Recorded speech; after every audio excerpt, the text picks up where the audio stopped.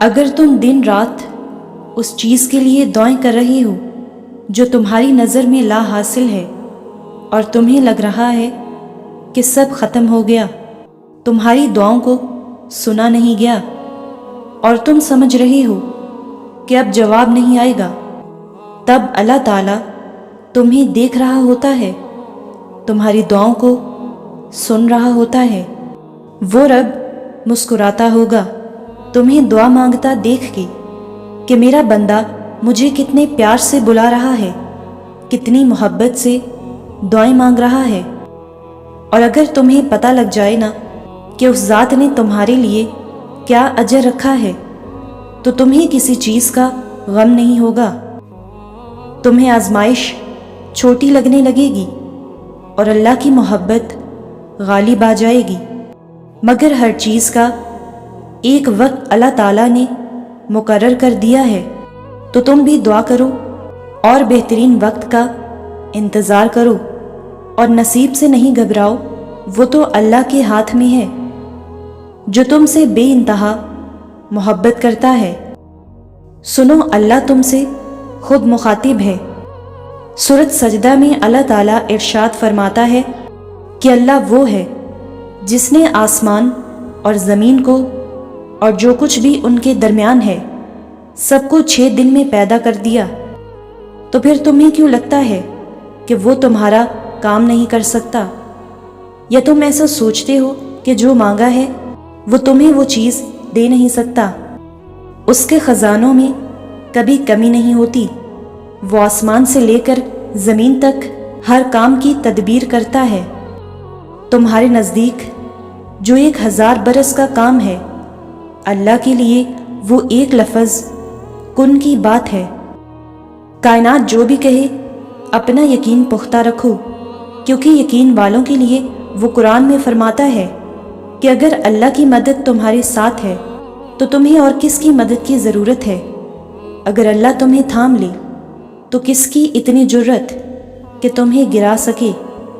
अगर अल्लाह सिफारिश सुन ले तो किस में इतनी हिम्मत कि वो इनकार करे।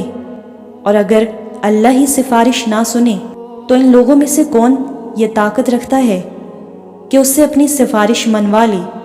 जब तक अल्लाह तुम्हारे साथ है तब तक ना कोई तुम्हारा काम बिगाड़ सकता है और ना ही तुम्हें हरा सकता है। जब वो किसी चीज़ का इरादा बांध लेता है तो कायनात की कोई चीज़ उसे रोक नहीं सकती। और अगर तुम अपनी दुआओं की कबूलियत के लिए दिन रात तड़पते हो तो सुनो, अल्लाह राज़ी होगा और बहुत जल्द तुम इन रोती आंखों से अपना बदलता नसीब देखोगे। तुम्हारी इन ज़ब्त करदा निगाहों के लिए अल्लाह के पास बेशुमार वसीले हैं। तुम्हारे इस सब्र करदा वजूद के लिए अल्लाह के पास हज़ारों मौजज़े हैं। जब वो तुम्हारे सोचे हुए इरादों में शिकस्त देता है तो फिर वो तुम्हें अपनी कुदरत दिखाता है। डरो नहीं, दांव का ज़िया नहीं करता है।